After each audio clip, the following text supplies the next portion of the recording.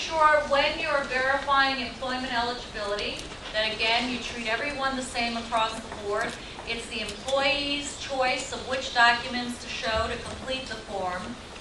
If there are only two requirements, and that is that the document appears reasonably genuine on its face. You're not expected to be document experts. We don't expect you to have a blue light to be able to see all the holographic features that are now on these cards. But if it appears reasonably genuine on its face and it relates to the person presenting it, so for example, if someone shows you a U.S. passport from when they were 5 months old, you can't accept that. You have to be able to identify them from the document. But generally, if it relates to the person, if it appears reasonably genuine and it's on the list of documents, then you should accept the document and not ask for anything more or different. Now, in '96, this statute was amended so that now we have to prove that not only did the employer require more or different documents than are required by the form, but that they did so with an intent to discriminate. So what does that mean? Basically, it means that they treated people differently in the I-9 process based on either their citizenship status or their national origin. And that's why, again, I say to you, just to be safe, what you want to do is treat everyone the same. You should not require non-U.S. citizens to show proof of citizenship. You should not more highly scrutinize one class of documents more than another. As long as the documents appear reasonably genuine, everyone should be treated the same in the process, and those documents should be accepted. And if you have any questions about what documents are acceptable, and I know there are many questions out there, and these documents do tend to change over time, we have a toll-free hotline that I'll be giving you later, and so please feel free to call us. We actually have live people who answer the phone. Frequently you can speak to an attorney or a paralegal investigator in our office who can answer your questions. We also answer questions by email or by letter. And so we are conversant in over 100 languages. If you have an employee out there who needs language assistance in the process, we're happy to get an interpreter on the phone instantaneously so we can talk to the employees as well and help you work through the process. Now, the final cause of action under this statute is a cause of action for retaliation. And basically, it's very similar to what's prohibited under Title VII. This provision is a little broader, and it protects people who file charges under our statute. It protects people who assist us in investigations, and also people who assert their rights under this statute. So if someone engages in that type of protected activity and the employer threatens, coerces, harasses, intimidates them because of that, that would be illegal under this statute as well. So for example, another New York case, we had a very inventive employer here in New York. The normal case of retaliation involves someone, let's say, who files a charge and then the employer either fires them or somehow retaliates against them and employment changes their terms and conditions of employment because of that. But in this case, we had individuals who were assisting us in one of our independent investigations. And what I mean by that is we not only investigate cases based on charges that are filed with us, but we can also investigate cases where we have reason to believe the statute's being violated, and so we would open up our own independent investigation. And in that case, the employees were assisting us by providing us with information against the employer, and the employer turned around and sued them in state court for malicious prosecution and abusive process. And the court found that that was illegal retaliation. So the statute is quite broad. We had another case involving one of our grantees, and we're here today because of a grant that we've given to the New York City Commission on Human Rights along with the New York Immigration Coalition. We provide grants to state and local organizations, including community service organizations, employer groups. We have an employer group as one of our grantees out in New Jersey this year. To get the word out about the statute, to educate employers and workers about their rights and responsibilities under the statute so we could avoid this type of discrimination. But in that case, We had a grant worker who claimed that they were distributing our literature, which actually you've received here today in your packets. We have lots of good outreach materials with information. And he claimed he was distributing those outreach materials on his own time off company premises and was fired. And so that, too, was held to constitute illegal retaliation under the statute because he was asserting his rights under the statute. So you want to be careful if there's a charge filed against your company, if someone is trying to object to any type of illegal activity under this statute, not to fire them, somehow change their job in an adverse way, or take any type of adverse action against them because of that protected activity. And you would be surprised, in many cases, we will find that even though the original charge may not have merit or we may not have jurisdiction, if the employer then turns around and retaliates against the person for filing that charge, the employer can still be liable for retaliation. So you want to be very careful not to take any adverse action against anyone because they've tried to assert their rights under the statute or file a claim. Now, I mentioned our grants under the statute, and we also work with a lot of state and local fair employment practices agencies across the country. I mentioned our memorandum of understanding with the EEOC, where we can refer charges back and forth to the different agencies depending on jurisdiction. We also try to coordinate our investigations with the EEOC and the state and local agencies so as to not duplicate effort on the employer's part and not to require duplicate productions of information. And in most cases, these charges, if they're national origin based, will only proceed before one agency that has jurisdiction. But if there's a national origin claim as well as a citizenship status claim, which you can imagine happens quite often because they're so interrelated, then both agencies may proceed independently because we would have jurisdiction over the citizenship status claim and EEOC may have jurisdiction over the national origin claim. We have jurisdiction over all employers who have at least 4 employees for citizenship status and for document abuse. So basically almost all employers, except for your very small mom and pops, are covered. Now, we have what we call our telephone intervention program, and this should interest you very much because it's our own form of alternate dispute resolution. We really believe that it is much more efficient for us to try to resolve these matters immediately over the telephone rather than proceed to litigation and spend years and lots of money and time trying to resolve them. And so we have our telephone hotlines, both for employers as well as employees.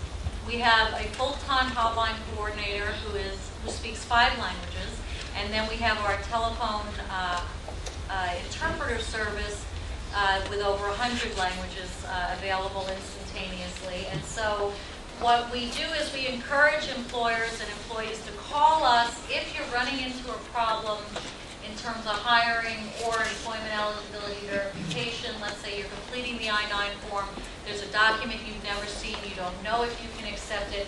You know, rather than act precipitously and just discharge the person or refuse to hire them, call us and we can usually work through it and find out if that's an acceptable document and if you can hire the person. Because we find that in most cases, you know, obviously the employee wants the job and the employer in most cases wants to hire the individual, and it may just be a matter of lack of information or misunderstanding about the documents or about the process, and nobody really wants a piece of paper from the Department of Justice saying I have a complaint. And so we find this is the most efficient way for us to resolve complaints and to resolve matters before they even become charges. If all else fails and we are not able to resolve it, then individuals can file charges with our office, just like they can with the EEOC, and we would proceed to investigate them. Unlike the EEOC, we proceed under very tight statutory time frames, so we have an initial 120 days to investigate. You would also always receive a notice from us within 10 days of the charge, and then we would investigate within that 120 days. If at the conclusion of the 120 days we don't find discrimination, we'll dismiss it, or we might determine to continue the investigation for another 3 months.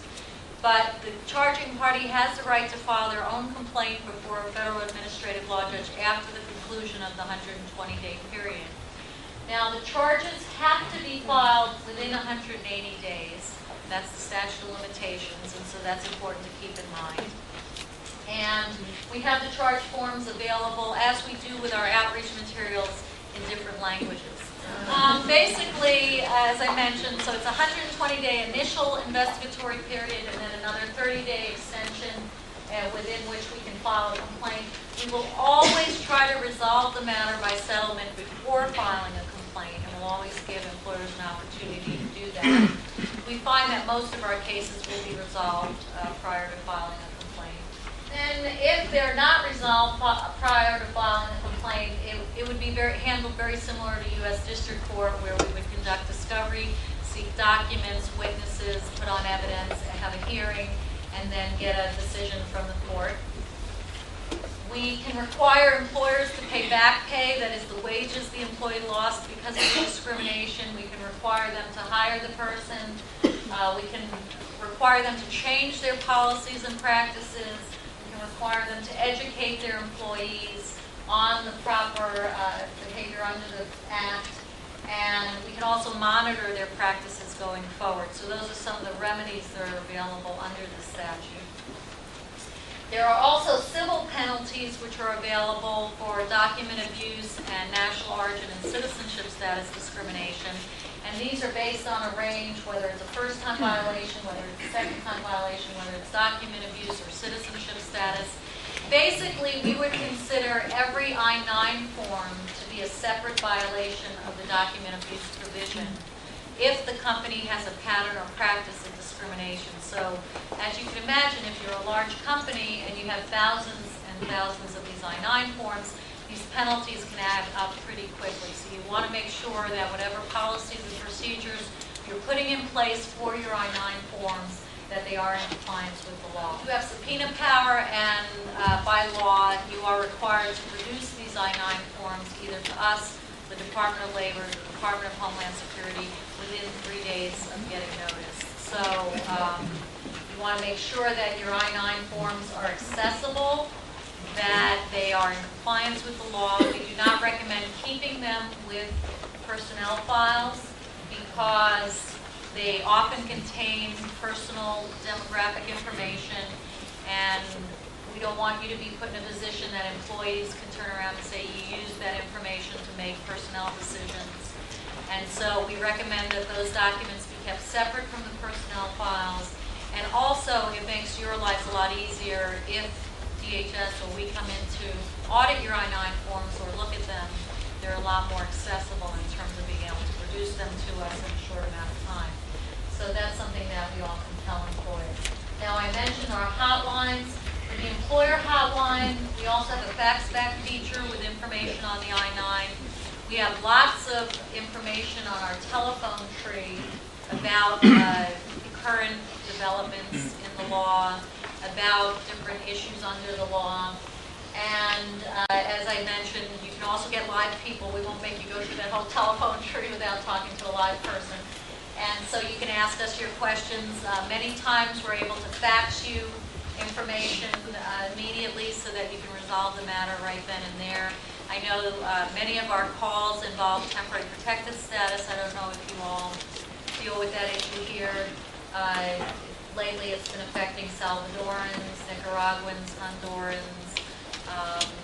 and so you may run into issues where those individuals are granted temporary protected status. They have authorization to work. Sometimes their work authorization is extended by virtue of the Federal Register.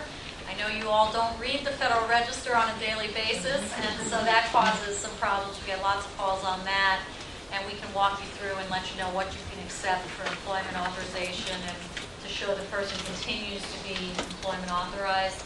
We also get a lot of calls on re-verification. That is where people's work authorization expires, and then you need to re-verify them to make sure they continue to be employment authorized, what documents are acceptable for that, whether you can accept receipts for certain documents. And so I know these rules get very complicated. Basically, with the receipt rule, you can accept a receipt for a replacement document. That is, someone already has the document, but they lost it, it was destroyed, it was stolen, whatever, and they're just getting a replacement document. Those receipts are acceptable for 90 days, at which time you have to get the original document. In terms of permanent residents are always work authorized and should never be re-verified. This causes a lot of confusion because now, of course, the new permanent resident or green card, which is not green, has a 10-year expiration date. That expiration date is strictly for the card, not for work authorization purposes. The permanent resident is always work authorized. They should never be re-verified. It's just the card that expires. And so we sometimes run into problems with that as well. So keep that in mind. But these are the types of questions we might get on the hotline, and we can always answer them for you over the phone. We have a great website. I encourage you to use it. It has lots of information, and it's constantly updated to include new information. We mentioned that the new I-9 form, which we've been waiting for quite a while, has just come out, hot off the presses yesterday. And so you now have that form. You have the employer handbook, which has a lot of really good information on the form. And the new documents that are now acceptable. In the 96 Act, there were a number of documents that were eliminated from the form. So you want to keep in mind now there are documents that you can no longer accept. Under List A of the I-9 form, there are documents like a certificate of naturalization and a certificate of U.S. citizenship. Those types of documents can no longer be accepted for completing the form. And so we will have information on that now as well on our website. And we also have our outreach materials that you have in your packets here that are downloadable from our website. So if you want to do training for your I-9 verifiers or your HR people, you can use those materials as downloaded from our website. And I think you'll find a lot of good information here. We're also available by email. If you want to email us questions, we will get back to you, or you can send them in by snail mail. The E-Verify program is under the Department of Homeland Security, which of course now is a separate agency from the Department of Justice. But the Department of Homeland Security has the Office of Immigration and Customs Enforcement, which enforces the I-9 rules and regulations. They also have the U.S. Citizenship and Immigration Services Bureau, which regulates the I-9 form and the I-9 process. And the I-9 process is moving into an electronic form. Of course, you can now maintain these documents electronically. They're also implementing an electronic signature procedure. And they have what they call the E-Verify program, which started out as, I don't know if you all have heard about the basic pilot, but it started out as a pilot to do this verification process electronically. It's now called E-Verify, and it's a voluntary program where employers can sign up. They sign an agreement with DHS and also the Social Security Administration to have their employees verified electronically through the Social Security and the DHS databases. And in that way, employers can get the documents basically confirmed by the government that they are in the database and that they can confirm the employment eligibility of the employee. There's been some legislation proposed to make this program mandatory, and I think that going forward in the future, you're going to see the expansion of the program, and perhaps you will see that it may become mandatory at some point. It moved from a pilot program that was just in 7 states, the high immigration states, and now it's in all 50 states. So that's something employers are eligible to participate in if they want to do the employment eligibility verification process electronically. If you have a job where Spanish or any other language is a required job duty, then you can require the ability to speak Spanish as a, as a qualification for that job. What you want to be careful about is you don't want to require anything that's related to national origin. You don't want to require that the person be Hispanic. You just want to require that they be able to speak Spanish. And so you don't want to discriminate against people based on their national origin. But if language is a requirement for the job, and you need the person to speak that language, then certainly you can require that. So as employers, there's certain procedures you have to set up for interviewing and for assessing people's qualifications. And if you need to interview someone and you need to get information from them to assess whether or not they're qualified, what their experience is, perhaps how they would deal with the clients, that's a judgment call you have to make, whether or not you want to provide an interpreter and whether that's going to satisfy your business needs. Unless you're a recipient of government funds, you may or may not be required to provide an interpreter. Now, there are other situations where, because of Title VI of the Civil Rights Act, because of presidential executive order, there are entities who are required to provide language assistance to the public if they receive federal government funds. And in those cases, you do have to provide interpreters. So, for example, hospitals, police departments, voting precincts, you have to provide language services because under Title VI that's required by the Civil Rights Act. But if you're a private business entity, you may not be required to provide interpreter services for applicants who are applying for jobs. On the other hand, you may want to, if you need that employee and if you feel they can perform the duties of the job and language will not be required, that may be to your benefit to provide that. There are many employers who, have their employment applications translated into Spanish and have interpreters available to complete the I-9 form. Of course, these forms can be completed with the assistance of interpreters and also may facilitate the interview process because they need those employees. I mean, there are certain industries that are very immigrant-based, poultry processing, farm workers, where the employers find meat packing, that to keep the business up and running, they need to provide those services. So that's kind of, up to you, but it wouldn't certainly be legally required. So why don't we go ahead and I can show you some of our vignettes here.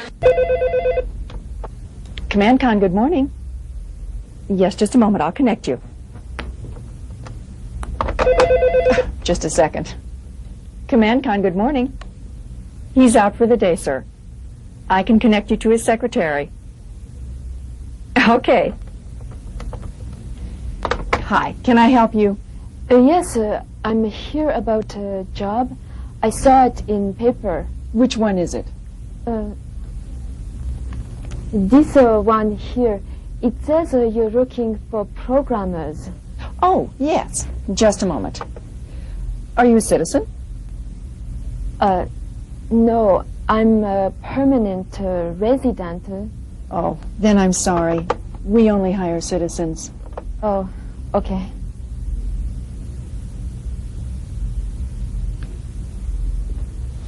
Okay, so any problems here? What type of discrimination are we looking at here? I'm sorry, I didn't hear. Citizen, I hear citizenship status discrimination. She said we only hire U.S. citizens.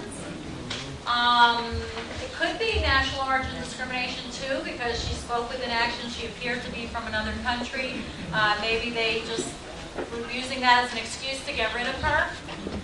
Now, does anyone see anything that perhaps the employer wasn't violating the law? Maybe what they did was perfectly legal. Did anyone catch the name of the company? Okay, the name of the company was CommandCom, which tells us maybe they had a government contract. Maybe this was a government contractor that was required to hire U.S. citizens. But again, it would have to be for that specific position. It was a computer programmer position. Maybe she needed a security clearance, maybe it was a Defense Department contract. But, again, it would have to be for that specific position. So in this case, the woman said, we only hire U.S. citizens. Well, that sounds like the whole company is U.S. citizens, and that would not be legal. Even if they had a government contract, it would have to be for that particular position, and you couldn't require everyone in the company from, the CEO on down to be U.S. citizens just because you have that one government contract, even if it covered that particular position. So that would be one example of citizenship status discrimination. We see lots of, she had the classified ad. You'd be surprised, even in this day and age, we see lots of illegal classified advertisements. Of course, now a lot of them are on the internet, but we will see advertisements that say either U.S. citizen only, U.S. citizen or permanent resident only. Sometimes we'll see H-1B only, those temporary professional visas. Sometimes we'll see Indian H-1B only. And so, these are out there. And another word of caution, when you advertise your positions, you want to be very careful about what requirements you put in if those requirements are related to citizenship status or national origin. Go to our next one here. I told you the slaw. The slaw. We only got a half hour. People will be here. Okay, that's a bran muffin and coffee. Anything else? That'll be $1.76.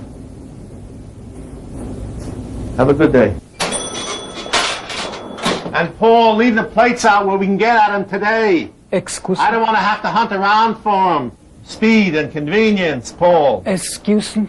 Yeah, would you like something? Dishwasher. What? Dishwasher. Oh, the dishwasher, son. Would you like the job? Yes. You got any experience as a dishwasher? Experience. Experience. You got experience? Oh, yes. Restaurant, hotel, 3 years. How long you been in the country? ¿Cuánto tiempo aquí? 1 year. Are you legal? Green card. Mica. Sí. Yes. Listen, I'm sorry.